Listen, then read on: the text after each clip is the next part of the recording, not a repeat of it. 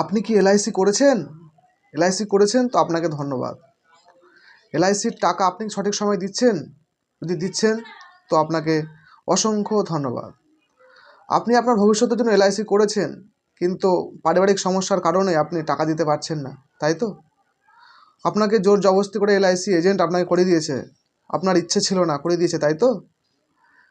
আপনার ছোটোবেলাতে আপনার বাবা মা যখন আপনি খেতে চাইছিলেন না, তখন আপনার মা আপনাকে হাত ধরিয়ে আপনাকে খাইয়ে দিয়েছিল।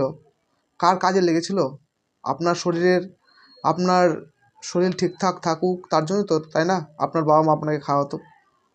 ঠিক তেমনই আপনার আপনজন আপনার একজন এলআইসি এজেন্ট, যেটা আপনার ভবিষ্যতের জন্য কাজে লাগবে। তার জন্য যতই কষ্ট হোক আপনি এলআইসির টাকাটা সঠিক সময়ে দেন, আপনার ভবিষ্যতে আপনার পরিবারের সঙ্গে কাজে লাগবে। তাই আপনি বাহানা করবেন না, এলআইসির টাকাটা সঠিক সময়ে দেন।